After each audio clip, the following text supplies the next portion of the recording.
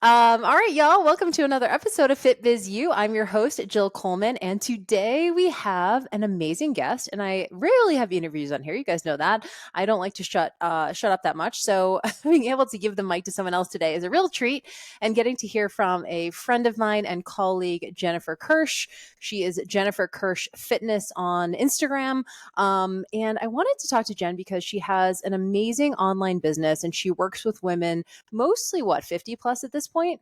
Yeah, for sure. Yeah. So mostly 50 plus. And I wanted to chat with her because she has been through FBA. She was also in Legacy and now she's also my mastermind. And I want to kind of get her from her, like her experience of just building this thing, especially building it in late 40s, maybe early 50s, and transitioning from what was a very successful in-person business. And then during the pandemic, sort of forced Jen online and some of the challenges that came up for her and how she worked through those things to have the success that she's had. So welcome, Jen. Thanks, Jill. I said, this is Yay. exciting. When you asked me to be on, I said, oh, the best podcast ever.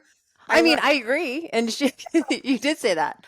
But you know what? I learned really well with your teaching style. And so it was always just going through FBA. It was always nice to just hear those weekly podcasts. It's sort of like a little bit of a weekly pep talk, at least for me. Like, all right, Totally. because it was always some different takeaway you could get from one of those episodes. And Totally. And also you're in a different place too in your business. You know, you and I started together and you started FBA in January of 2021. So it's been about 2.5 years. And I think you were doing some stuff before then on your own, like pandemic wise. But why don't you just give everyone a little bit of your background in terms of your history in the industry and sort of what you were doing up until that point that you started jumping online?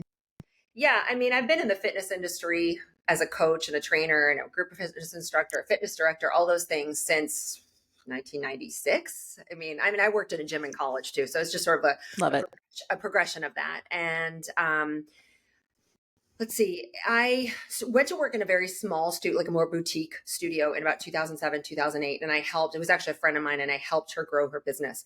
And we just grew this really great business locally. And so when the pandemic came down, it was that, oh crap moment. Like, what are we going to do?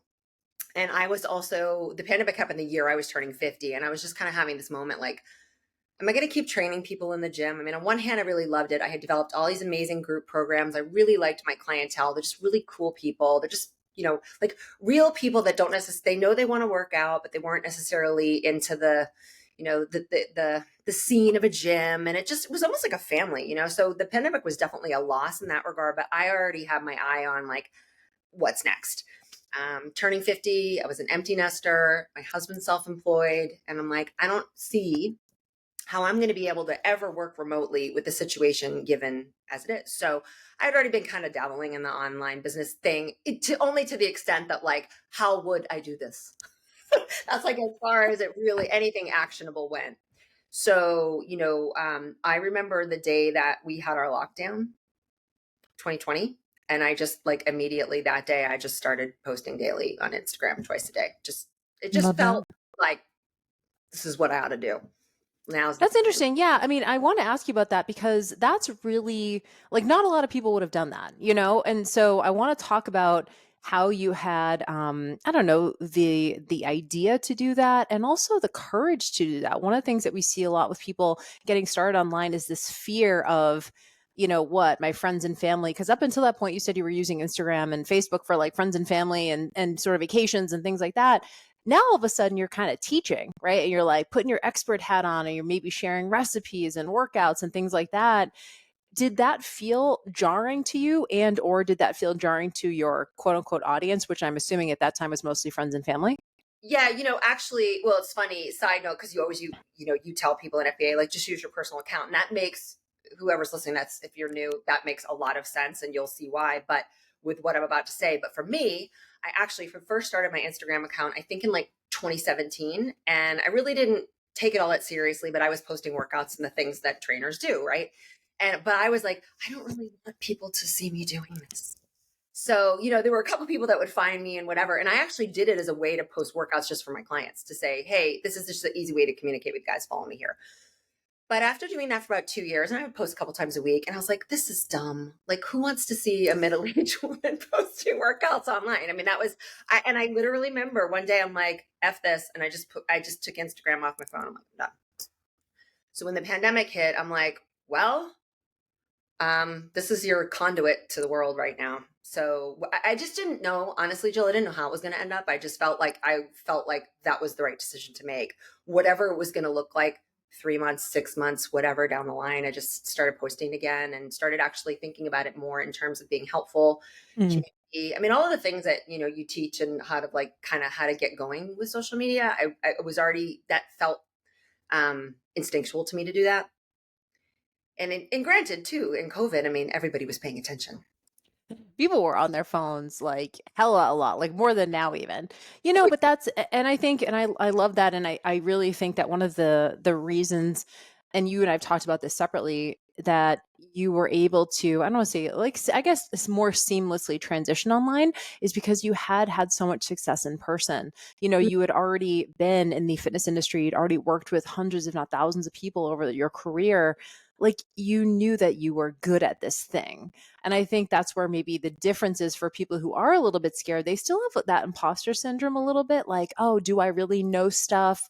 Can I really help someone? Whereas you had helped people for, 25 some years. So do you think that played a big role too? yeah, I do, but I still would say there's still a little bit of that because you don't really know. I mean, side note, this is actually kind of fun.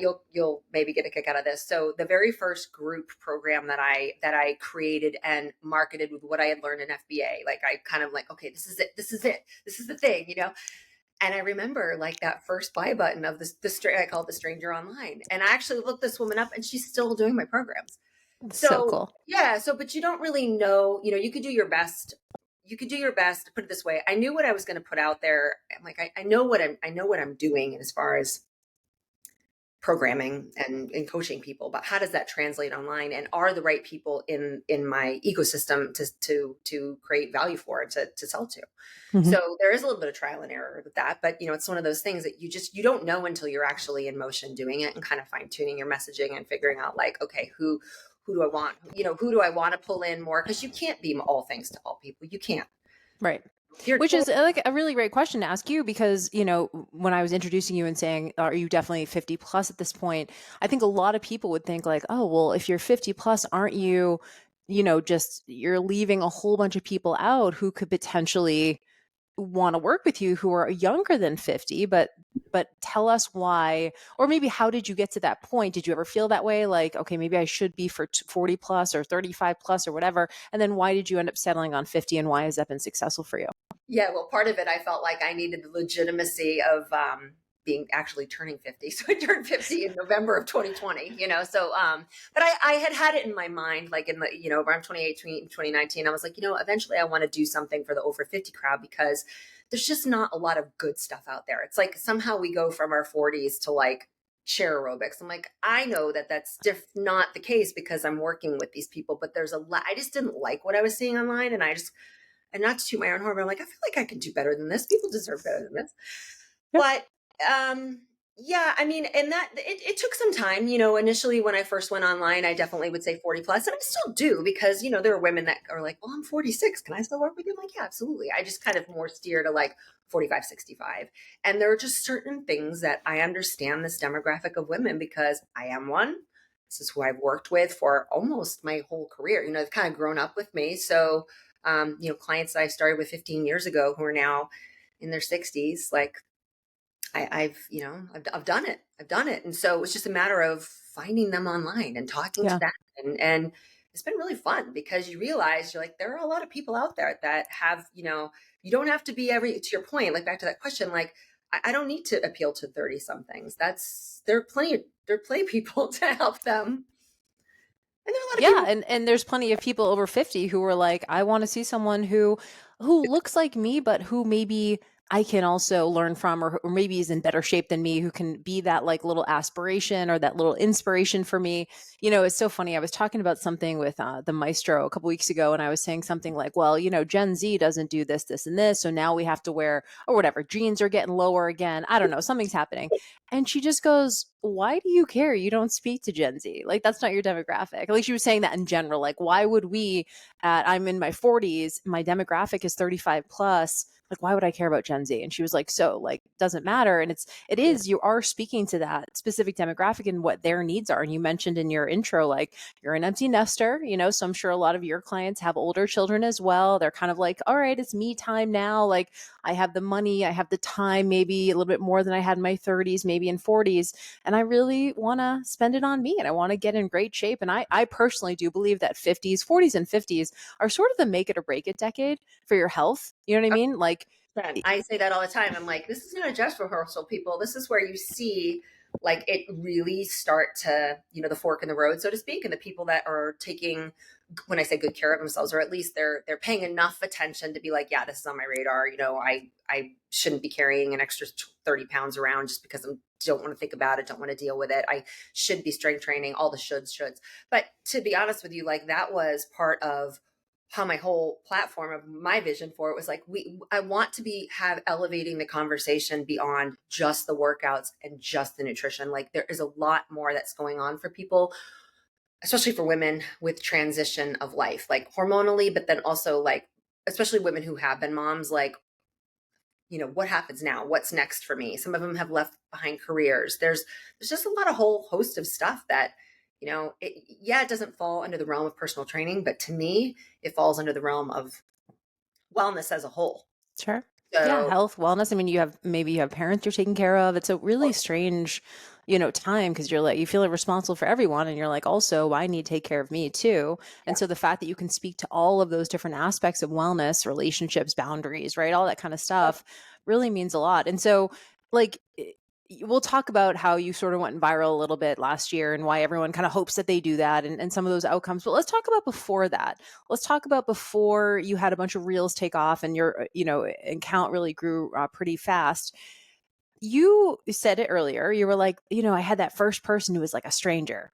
And yeah, this is something that everyone comes into FBA and they go, well, I already know everybody. Like everyone who's following me is already a friend or fam. Like, how can I get more people? Right. Like they always say, and I don't want to belittle the fact that yes, if you have more eyes, things are quote unquote easier, but you do need to actually still know business, right? You still have yeah. to like actually know what to do with these people when you get them. But like were your first couple launches, as you were growing, they were people you already knew. You were in the fitness industry. They were probably local people and they were great Exactly. clients, but they Yeah. were just online. Yeah, I looked this up the other day. So I started, if anybody, to give the trajectory. So I started FBA in January 2021. I think that's when we started Yep. it. One of the very first things you do there is just sort of get your one-on-one coaching offer together. And I was like, okay, I'm trying to build my list. And I was like, I had 20 people here and 10 people here and just kind of, and of course, even then, like my social media following was probably like 1,200. I mean, it was pretty small. But even right away with the one-on-one, I started getting some traction because people were like, yeah, I'm kind of ready for this. We've been a year into, COVID and I had built trust, I think, with the information that I was giving out. And I didn't run my first group program until that, August, September of that year. I think I had 38 people sign up, which was a lot, but Amazing. I would say probably 60% of them I knew. I was actually I looked up the PayPal the other day because I was like, who was that very first person? Yeah. I was going to send her a note actually. And, That's but so I cool. know most of these people like from, my original crowd, but, they were there to support me. And I do think it's like, that's kind of how it grows. I think, and if you think about it in the context of online business, it's like you really don't know. You can never predict who's paying attention. You really can't. There are a lot of people who are paying attention who are saying nothing, and then all of a sudden they come out and they're like your biggest fan. So it's hard to know exactly how it's going to end up, but I do see that it kind of grew from there. So, but as far as how the account grew, that was my first launch, and then I just kept, just kept posting, and people coming into the ecosystem and the list growing. And I don't know if I answered that the way that you asked No, exactly. that's great because I think people just sort of poo poo people they know, right? But you had like, No, I mean, 38 people in a group program is a massive success, and you actually applied for Legacy right around that time. yep, And that was the point at which like you hadn't had that, you don't have the massive following you have now. but you were still doing a ton with your business. You were having massive success. And I also don't want to skip over, and hopefully everyone heard her say that when she came online in January of 2021 and her first offer was a one-on-one coaching offer, how she had people who were just like, yes, because she had been building trust for a year now, and probably longer than that, but at least a year of posting consistently. And you said it so like a year's nothing. You said it like I had been posting for a year, like you know what I mean? And I think you and I see it the same way, where like a year is just, it goes by so fast. Mhm. But I think for people who are brand new to the space, a year feels like, are you kidding me, Jill? I have to wait a year to be Yeah. able to like cash in on all the work that I'm doing. Mhm. So what advice would you give to someone who is not maybe seeing moment to moment results from posting every single day, right? And they're going, I got to wait a year to build trust with these people. Like, how do you stay the course? Yeah, I think somebody actually asked, a friend of mine who's not in on she's a corporate job, asked me this, and she goes, "How do you do that every day?" I said, it gets easier and you don't overthink it so much, and you realize, yes, a lot of it you do feel like you're repetitive and you're saying a lot of the same things, but not everybody's always hearing it that way, and you just get into, like, to me, I'm like, I just got into a rhythm with it, and it was kind of like, this is what I do every day, and I don't have any control with how many people like it, share it, whatever. I really don't. I think one thing that I think would probably stop people is trying to think too hard about what is exactly the right thing to say to get the most eyes on your post. I do. I mean, a lot of people actually asked me that after my account started picking up. I said, I honestly, I can't exactly tell you. I mean, yes, I listen and I pay attention to like what people say, but at the end of the day, you could do all the things right before you throw a post out there. I reposted something the other day. Example, a reel from, so when you say it takes a year, I reposted a reel from my last launch in May because I was feeling kind of lazy that day, and it got like 50,000 views in 3 hours. You don't have any control over that. Zero. Yeah. It's wild. I mean, and that's the thing. And I think that especially if you don't have a lot of posts, every post feels huge, Yeah. right? It's like, this is going to be the one. And it sounds like you never expected to go viral. That wasn't the point of posting for you. It was, so I think it's also a mindset shift of like, okay, like this is just like brushing my teeth. I just wake up and this is just what I do every day. And I love that you said it gets faster, gets easier, and you overthink it. Because again, if you don't have that many posts, everyone feels so important, like it's going to make or break the business. And it sounds like you just made it part of a habit. Like we would teach any of our clients to, I go to totally, the gym. yeah, and I was going to draw a parallel to that. I think if anybody struggles to post regularly, I would say, just hold yourself. Think of it like when you're starting a strength training program. You've got to do your basic chest presses and pull downs and things like that. There's just stuff that's the boring basics, and then you can get creative off of that, and you can get fun with your reels and all that. But you don't need to blow it out of the park from day one, because honestly, it really doesn't matter. Everyone's first stuff is going to stink. I look back, I'm like, oh my gosh, this is like cringeworthy, but you can't get to the next step without doing that. You can't. Yeah. So I think, yeah. And if you don't, I mean, of course we would be lying if we said there isn't that sort of dopamine hit of like, oh my gosh, all these people share this, is amazing. And it does incentivize you to want to show up. But I do think it's really, one of the things that's really fun, that if anybody's thinking like, I don't really know, like, who's paying attention, like, invite people to comment on the post. If nothing else, get the conversation going, because it says to your audience that you actually care. You do want to hear what they have to say. And I do. And so I think where I'm going with that is that if you need that reassurance that somebody's paying attention beyond the likes and the reach, I think just knowing that there are actual human beings, be a human being and know that there are people out there that are actually paying attention. Yeah. I heard Alex Hermosi say this on a tweet or a thread or something a couple weeks ago. And he said, my early days when I was creating content, I like wasn't getting a lot of traction because I was brand new, right? So I'm getting a ton of views. He goes, what I did to reframe it so that I could get excited about a post that got 30 likes or whatever, is I would just picture 30 people in a room. And I was like, oh, I'd love to talk to 30 people in a room. Yeah. 73 people. Oh my God, are you kidding me? I'd love to have 73 people in a room paying attention to what I'm saying. And so I think if you get down on yourself for like, oh, I only got 25 likes. Think about this, like literally you're giving a talk about health and fitness to 25 individuals in person. That would be massive. That would be a huge opportunity. And I love that reframe because it just helps you go like, okay, like yes, this is actually, people are paying attention. And Shantae always talks about it like, you know what, those, you're not like, that's 25 people who like you do have their attention. It would be a disservice to them to be like, where's everyone else, right? And it's like, these people are actually showing up and they're probably going to be your first clients. Yeah, and I think also too, bringing it back to not everybody is going out of their way to like, comment, share, whatever it does, but it doesn't mean they're not listening to what you have to say. Yeah, to your point, especially like they just show up when you launch something, right? You're like, oh, that person's never commented, I've never had a conversation with the DMs, but they purchase on day one. Yeah, and you do have to, you do have to kind of put the blinders on, I think, and as you always say, post and move. I'm like, sometimes there's, put it this way, I would be lying if I said there aren't some posts that I actually do spend a little bit more time on, obviously. But for the most part, I'm like, just go quick. What's on your mind today? What are, where are you steering the conversation? All that, and it does. Anything that you do that's new is going to be difficult until it's not as difficult anymore. How do I forget that when it comes to this?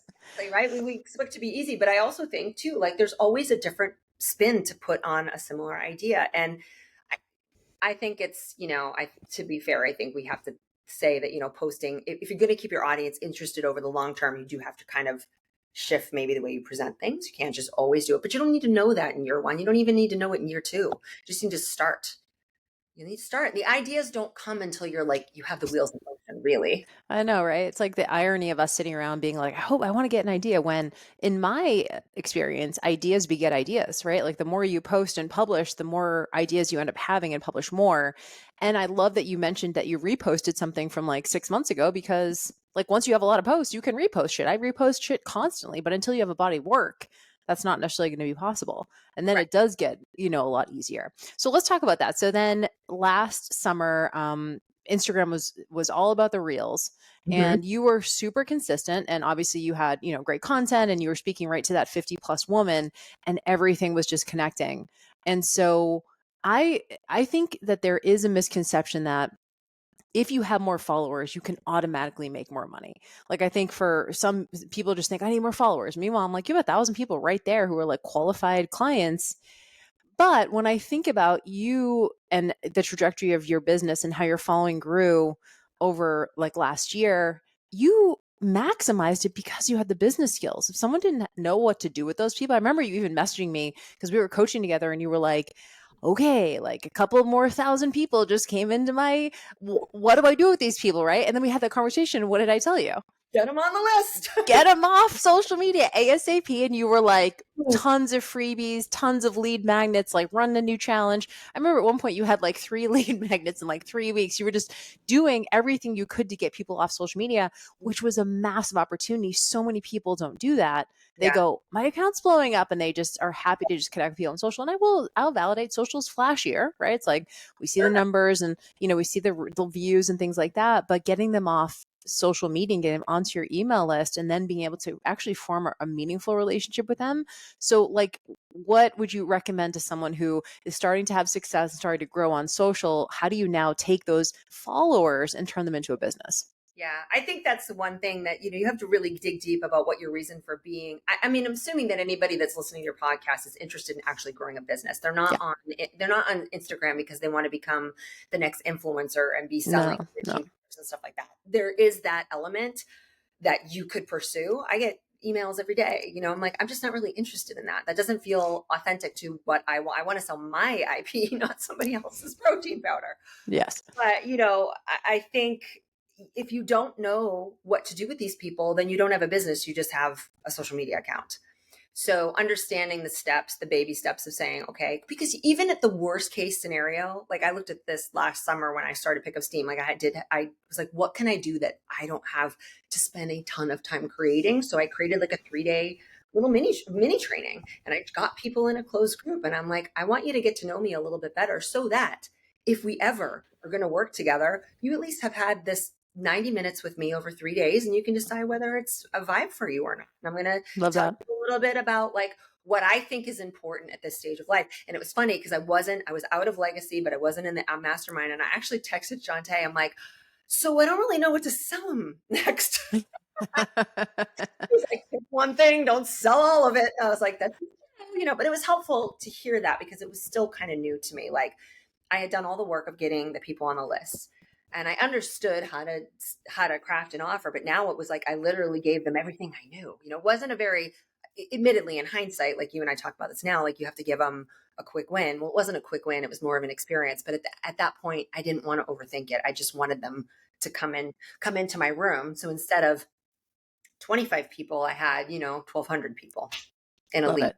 Yeah, And it's you took amazing. over, but has eventually became really great because I could start piggybacking the offers because they were already paying attention. So And you also gave them something that was, you didn't overthink the offer either. And you started doing fitness programs. It was very tactical. You weren't like, get my midlife mindset guide. Like, and it's not that that stuff's not valuable, but if this person is a brand new follower, right? They're like, they probably followed you because they saw a reel of yours, which was a workout or was a meal prep tip for women for 50 plus. So give them that to get them off of social and onto your list because that's what they're following you for. I think sometimes we want to get really next level with things. I love these people, but you have to stick with and make sure it's consistent with why they're following you in order to get them to follow you to the next place. I still admittedly like struggle with this a little bit to this day, even after close to 3 years of doing it and also working with, when I say these people, like my demographic in a real life application, is constantly reminding myself that the majority of people that you're coaching know, I don't mean this in a demeaning way, know a lot less than you know about this. Or at the very least, they need to be reminded and they want to hear it from somebody. They want to hear from somebody that, yeah, you need to, if you want to keep your body fit in your 40s and 50s and 60s, you're going to have to be consistent. You're going to have to make sure you get enough sleep. You're going to have protein. We know as coaches, we're like broken records about stuff like that. But I always have to remind myself, like, it's still okay to speak to the beginner mindset Mm, because they are still just like somebody who's starting new on internet business. You can't skip ahead steps, and you might have an easier time with some things and not so much with others. And you might need to hear it over and over and over and over again to like spark a different center of motivation. I mean, bringing it back to what we said at the beginning, like part of the reason why I was always listening to the podcast in between was like, all right, this is good because I wanted to hear this again, just in a different way. It's the same concept, but sure. places I was getting stuck, it was kind of nice to hear stuff again. Totally. Yeah. I mean, and people tell me all the time, they're like, I'm starting FitBizU from the beginning. And like literally we'll go and like start all of the episodes over because they're in a different place in their business too. Like you listening to an episode or being on an FBA training year one is probably different than you hearing that same message 2 years later and going, oh, I'm in such a different place now. People say this all the time. They're like, when I was in FBA, I like kind of didn't really understand what you're saying. And now a year later, I totally understand it because now I see all the moving parts. Mhm. And so, one of the things that you do so well is you don't overthink things and you took massive action from day one and you watch trainings. And you and I have talked about this before. You're like, so what would you tell someone who's like, I don't trust that this will work for me, or I have my own theory on this and I'll just give it to you and see if you agree with this. I think if you do your due diligence, you're ready, you want to make this shift, you want to get online, you want to build an online coaching business, you look at the sales page, you read through all the testimonials. I think we have like 75 testimonials or something on the FBA sales page. You show up to trainings with me so you know what the vibe is like, and you still aren't sure. I think it's a you problem. I think you don't trust yourself because you did all your homework. You did all your due diligence. You're like, I know if I do hire someone, it's going to be Jill or Yeah. whatever, or whoever. But if you're still on the fence because you were just like, I know myself, I want to learn new skills, I'm going to watch the trainings, I'm going to show up live, I'm going to take massive action. How does someone become more like that? I run it through a filter of a couple different things. I knew when I went into that program, I was like, part of it was I liked the way you lay things out. It was like perfect for where I was at that stage. So I was like, okay, gosh, this makes sense. It wasn't too much at I remember you speaking about like, because you kind of recreate FBA. It was like not giving you too much at once. Um, and making it digestible and doable and implementable. And I was like, hey, let's go. I will backtracking to one thing we had said before. I think, if you're getting online and you're like, you aren't coaching at all real people, if you're not coaching at all in person, it is a bigger jump for sure. I was doing both at the same time. So it was like, I had my day job. I never gave up my day gig. And I was just like, okay, whatever I can build from here is just on top of it. And let's just see where it goes. So that was the second thing. I just kind Mm, of like, kept an open mind about it. I'm like, I'm just gonna do my best. I'm going to learn the stuff. I was motivated to make a go of this. Jill, I never saw it replacing my full-time income. That wasn't even what started. Now it's crazy to me, the business that I've built. I'm like, is this for real? Is this for real? So, it is. I mean, it's Yeah. a Yep. blessing, but to that point, like, I don't think I could have ever conceived of that back then. I couldn't have ever said, oh, well, by year 3, I want to be at X revenue. Like, wasn't even a thing. But you weren't, and you also didn't have like, you're motivated, but you didn't have like, this needs to happen by this date. Not at And all. Not at all. I think that, and that's also the same thing we tell our clients, right? I feel like I want to lose 20 pounds and I need to lose it in 3 months. They're going to probably tap out of the process because they're just going to realize their expectations have been mismanaged. And we see it all the time in business as well. But your approach was just more like, what? Just let's show up and do the best we can, and we're gonna figure it out as we go. I said this today. I'm gonna bring up Jen. I'm gonna give a shout out to Jen Lamb, who we met in Legacy, and she's been doing a lot of work with a lot of us who have been, working with you. And I said to her today, I said, isn't it so funny that we get into these programs and we think we have this concept of how we want it to be, but when we get in the middle of it, we realize, oh, we want to shift and change it. So to that point, like, I think when you are starting your business, it is honestly, it's a good thing to start small because you're learning all of the things that are not going to work well. And you can't know that until you're in it. Can't know that till you're in it. So I didn't get too attached to that, needing it to look a certain way. And I will also mention this.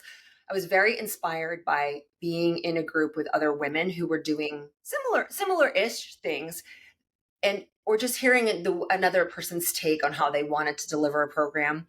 And I didn't copy it, but I was like, oh, it got me thinking a little bit differently about how I wanted to craft my offers. Yeah. So learning from other people. Yeah. I mean, what was your experience in that? Because I think a lot of people are like, well, I want one-on-one coaching.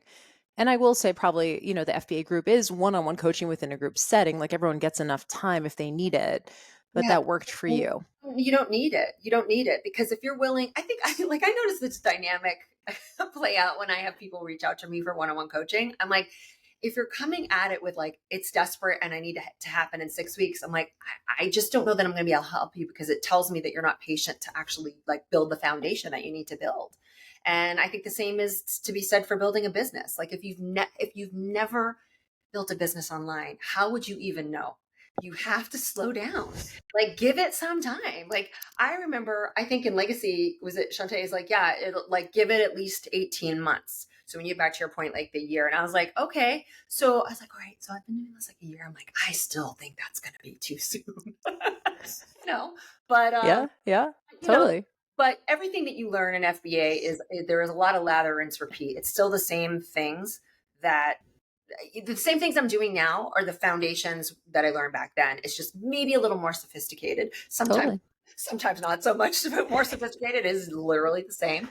But the last piece I was going to say about the financial investment, because I know that is always that can always be a hindrance for people, like in anything that you invest in. And I do, I definitely am a believer in like when you put the money out there, you're going to take advantage of it. Although there have been occasions in my life where I've invested in things that I have not taken advantage of because it just wasn't the right fit. Maybe I'll fully own that. But if you want to own a business, there's gonna be some times where you invest in things that weren't the right fit. But that said, you're gonna know pretty early on. And I think one nice thing about part of the way you run your programs is like, let me give you a taste of what it's like to work with me. Because I know in my programs, I wouldn't want people in there that didn't know what the vibe was. Right. It would be awful for me as the coach. Like, I don't want to have to change who I am and how I deliver stuff if it's not the right fit. It's totally okay if it's not. Let's just, but I know for me, I just remember being like, with every investment that I've made in a coaching program, I'm like, I go through, what's the worst case scenario? What am I really out? If I get nothing out of this, what am I really out? Is this going to change my life? And it also had the capacity to change my life. Small investments, right? But Mm-hmm. no guarantee. You're just like, I'm just going to do the work. And that's the thing though, too, what you just said, which is I'm going to do the work. So I think there is an element of self-awareness that needs to be had. Like, okay, do I know that, that this is something I want, A, and B, am I willing to? And that's why I want to get very clear, especially with FBA. People always ask, how many hours a week is it? What's the Mhm. time commitment, whatever. And I think you have to know yourself to know, like, am I someone who will watch recordings? Am I someone who will watch trainings? Am I someone who can show up every week at the same time? Am I someone who, is willing to, like, I have a theory that sometimes people don't invest because then they know they're really on the hook, right? Like it's almost like there's no out, right? Like, so I have to do this thing, I have to see it through, or else it is going to be a waste of money. And so I think there's a little bit of self-trust that needs to happen there, where you just really know yourself and go, maybe this is not going to be the right fit, but I've done as much due diligence as I possibly can. I know this person's vibe, I know their energy, I've read the testimonials and success stories and whatever. But what's the worst that happens? I love that. And I've definitely had investments that were not good investments, but every time I learned what I didn't want, And so it's a quote unquote expensive lesson, and I don't wish that on anybody, but I think there are ways to do your due diligence to then have a great experience with a coach. I mean, I look back at, I think I'd share this with you. I had bought like a business program, like an online business program, beginner program back in, by the way, 2018. And I think in those years, it might have cost me $1,500. Well, That's 5 years ago. And oh, it was completely self-paced. And that for me, I was like, I started getting going, but I'm like, it wasn't juicy enough to keep me going. It's so funny because part of me, even me getting online, I was like, this feels so like I'm running things from Zoom. It's like not polished. Look at what these people are doing. There's that whole comparison thing. And I still do it to a certain degree. But I do think what I have learned and been pleasantly surprised about with really working with real people online is like, no, that works because they know there's a real human being on the other end. They don't need it to be polished. Especially I'm in fitness. I'm like, it doesn't need to look like the Peloton set. It doesn't yeah, need to look like to be a right. value. People actually, they're like, oh no, I really like it that I see your dogs running by the back door or your husband goes by with the lawnmower. Like it's real life. I'm like, yeah, it is. So I there love is that. a market for that. And I do think that is kind of what stops people too. They're like, I have to have the website. I have to have the logo and everything needs to be perfect. I'm like, guys, I've done five workout programs shot on an iPhone. Yeah, I have too.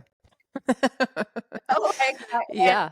And it's fine. It's fine. And no, it's not going to be for everybody. And that's okay because you don't need to sell to everybody.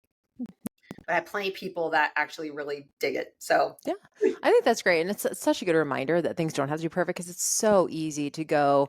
I mean, it's the easiest thing for someone to look out and look at someone like you even and be like, oh, well, I'm a 50 plus trainer too. And God, Jen has this massive following. Obviously, she's been doing this much longer. She's so much more success. Is there any room for me? Right. Or why would I even bother? Why would someone come to me when they could go to Jen? I'm like, people unfollow me every day. That's okay. People unsubscribe from my email list every day.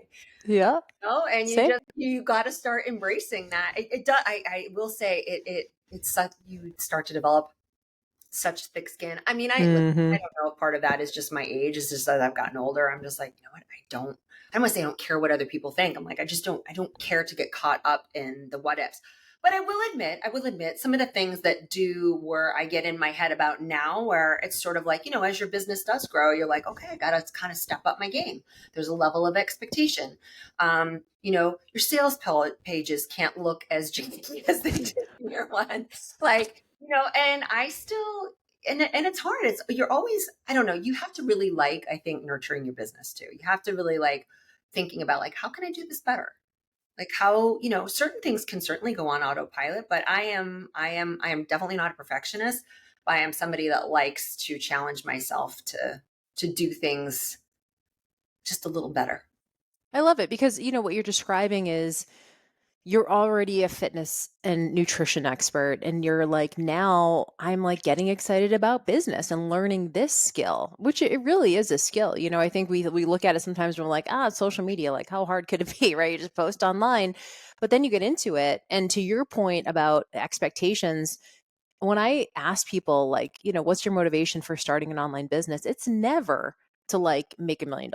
It's like never that. It's always like, I just don't want to have to get up at 5 a.m. anymore. Yeah. I just don't want to be doing this when I'm 65. I just I would like to have a little bit of extra cash, take my family on vacation. And I think that you have to have that mentality. But for some reason in our space, and I'm sure you've seen this now at the level you're at, there can be like this preoccupation with numbers. Like I need to be at 10K months, or I need to have 100,000 followers, or I need to, be a 6-figure business. And I just think that some of those benchmarks are just arbitrary and they're not actually motivating for many people. I think once you get to your level, it's like, okay, like maybe let me see if I can increase my revenue by 20% next year, 50% next year. But I think in those first couple of years, it is more about the process and falling in love with the business side of things because it's a new skill. Yeah, I that's part of the reason why I think I really took to it, is that I was ready for something new in my life. I was not, you know, I think, when you get any trainers would know this, like you do get to a point where you do feel like you're like, I could do this. You could My eyes closed. close. Like it's not, I mean, it's nothing against the clients. Like but a lot of my clients I would see multiple times per week. It's like, so it's an ongoing conversation. Right. But at a certain point, I'm like, I knew I just had more to offer. I wanted to be challenged in a different way, but I also wanted a little bit more of an opportunity to be able to work remotely in the winter and things like that. And I knew I wasn't going to have that. My husband had built that for himself. He has a very large company with a fully remote staff and team. And I'm like, well, what am I, he's like, I'll be in Mexico, babe. Have fun. You're like, I'll be training these people at 7 a.m. Also, what I didn't like, what was feeling for me is like, I always would feel guilty when I Mm. internet. I was like, like I'm feeling guilty that I'm leaving my clients. I'm like, I don't, you know what? Mm-hmm. It's time to do something. It's time to rip the Band-Aid off. So initially when I got into the online space, my only thought process was I was teaching online. I had taken basically short version of this in the pandemic. We kind of, we downsized the studio that we were in and we took all of our group offerings online, and there is no group offerings in there anymore. And I have this core group of people. And I was like, wouldn't it be great to just grow that? Because that's something I can always take on the road with me and I can still have revenue. And I'm like, even if, I'm like, even in my mind, I'm like, even if I can, make an extra $1,000, $2,000 a month, Mm-hmm. that was amazing. Maybe have a couple clients that are a lot more comfortable with working out online. They don't want to they don't care about being in the studio. I would be happy with that. Like that was literally how it started. So my first group fitness program was based on that idea, but then also on top of that, what I had learned from my social media audience in the 9 months of like really diving deep in the stories and really like getting a sense of like who is following me? Mm-hmm. What do they want? What do they want that they're not getting? And that was Yep. how I created my first product, and everything else has been just sort of, I just always, it's an ongoing conversation with your audience too, which is what's fun about it. Like Yeah. you don't have to dread it. Like when I don't feel like posting, I just get on stories. Like whoever's paying attention here is probably going to be my customer more than Yeah. Than someone who sees it on the Explore tab or whatever. You exactly. know, and that's one thing that I really love about you. And, you and I are in our mastermind now, and you're always messaging me like, what I'm hearing from people is this, or what I think they need is this, or, there's a gap in my offerings here. Like I can tell that you really take into consideration what your audience needs.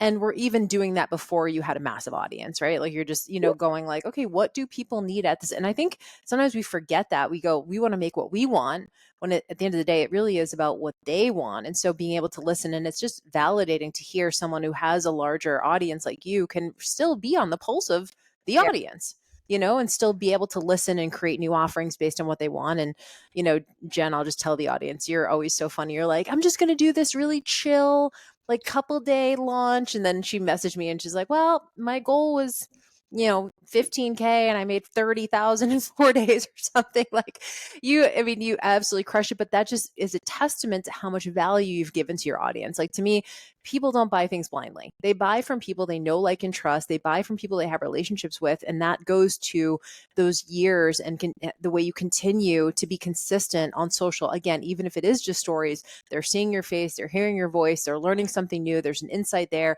They're getting off of social media. They're getting into your email. They're hearing from you consistently. It's not rocket science, y'all. It's just keep doing it. Like just keep doing it. And the next step, whatever that is going to be, is going to appear when you do the first step. Yeah. And then you do that. It's so true. And we had said this earlier in the conversation, like it, even just like when you're like, ugh, I don't know what to post, all that. You can't, you just have to get the wheels in motion, and you have to open up your mind to like, oh, that would be great. And that would be great. And, it's easy to chase shiny objects and then get paralyzed and like do nothing. It's like, just follow a thread. It's okay. Like Yeah. you'll get there. And I think, again, half of the inspiration I get for posting is just a conversation. Like it could be a snippet of a conversation or even a comment that somebody made, and I'm just like, I'm going to turn that into a post, like Love it. and I just don't really I just don't overthink it.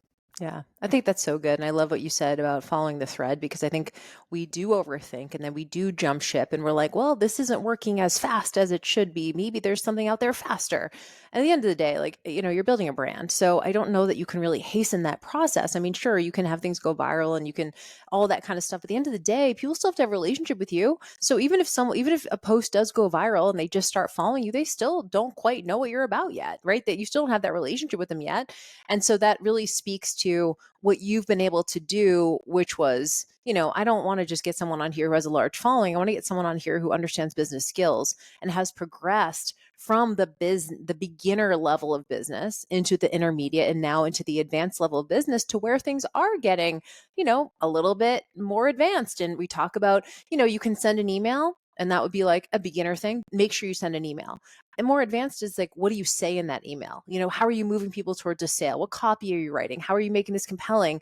And that's a lot of the next level conversations. But to your point, FBA has the basics. Like there's nothing that is like a secret, like that you got to be at a certain level to get access to. It's like all the stuff that we learn in FBA, and I'm sure you did too, is rinse and repeat. And then you can add from there.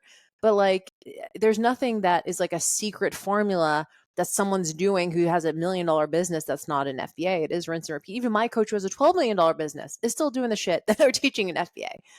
Gosh, I mean, in each and every time, like I'm launching 2 things right now, like, and I'm like, yeah, you learn a different way to do it each and every time, and to me, I do kind of geek out on that. Like, okay, what different spin am I gonna put? So I do think for me, I have tried to keep an element of fun in it.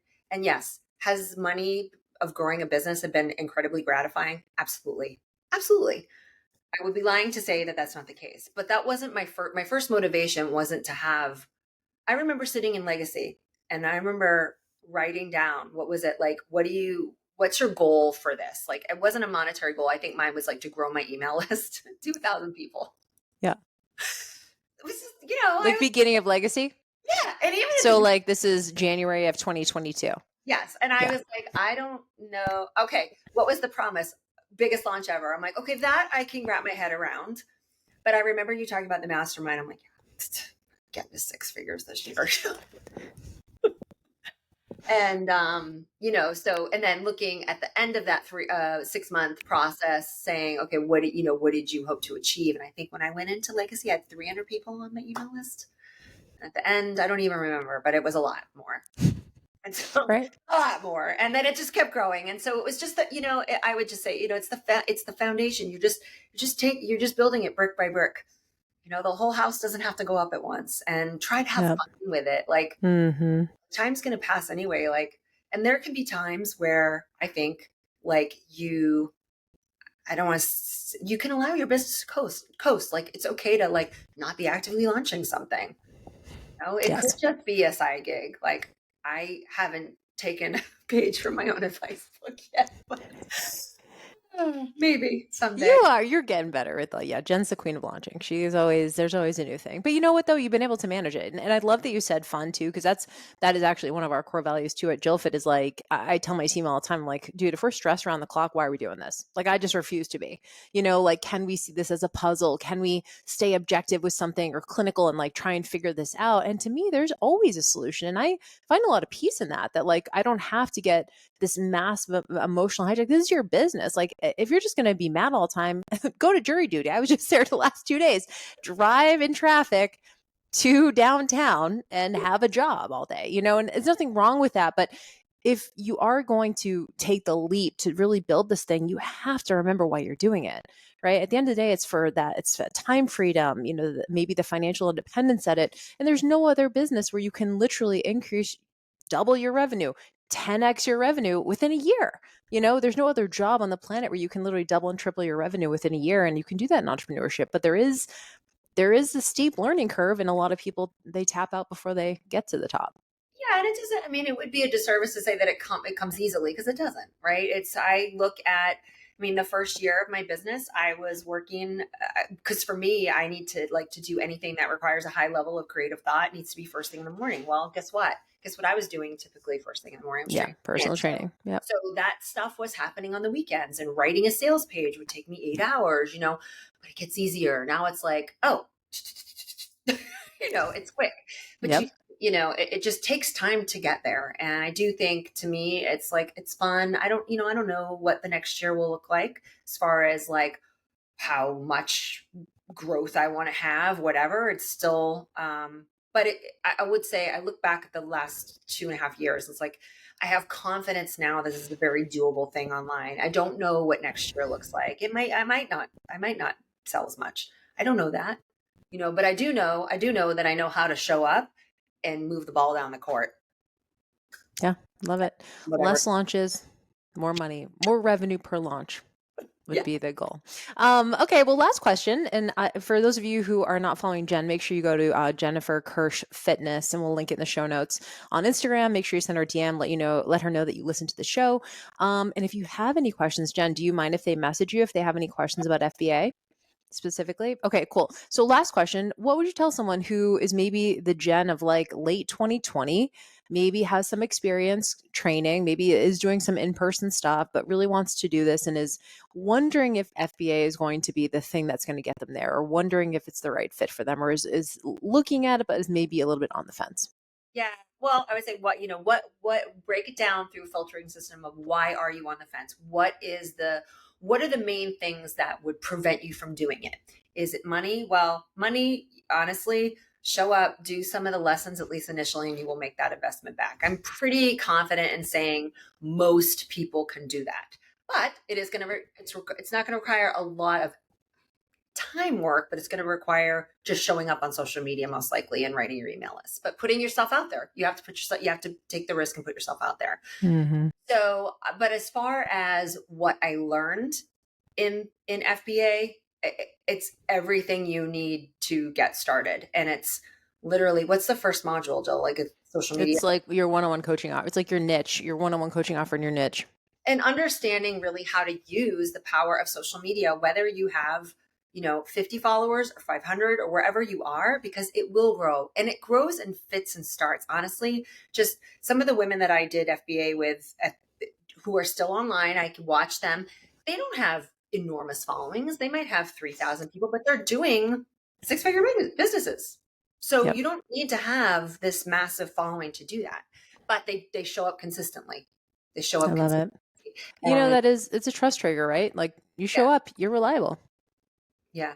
And if you think about that if anybody who does like a brick and mortar business, like, or is a personal trainer in a gym and they rent space, in order to grow your business, to do that, you're going to have to do outreach in your community. You have to talk to people, Instagram or whatever vehicle that whether it's Facebook, whatever, but I'm assuming Instagram. It's the same thing in a lot of ways, but it's actually in many ways easier because you just are hitting more people at once. And you're Love very that. specific to who you want to talk to. You're not like, I used to train teenage girls. I don't do that anymore. I used to in my community because it was a way to make money, meaning like, the moms would want to bring their daughters in. That was one thing that I did, but now I'm like, that isn't my niche. I don't have to do, I'm not doing that specifically anymore. So Yeah. I do think that the getting really, really key, and FBA does help you do that, like, and over again, by the way, because you'll continue to refine it. Yeah. Continue to It's refine so it. good. Well, I just always love talking to you about your business and love being a part of the evolution that has been these last couple of years, and just so fun for me to have a front row seat to all the different iterations of the business, and just so proud of you and everything that you've accomplished. And for those of you who do have questions or want Jen's honest feedback or something like that, I'm sure she'll be very honest with you, about if she thinks it's a good fit for you or what her feedback is. So Jennifer Kirsch Fitness on Insta. And is that your website too? JenniferKirschFitness.com. Yeah. Okay. Love it. Well, thank you so much for your time, darling. Appreciate you as always. And just love watching you grow. You're the best. Thank All right. you. Bye, guys. Have a good one. And we'll talk soon. Bye, y'all.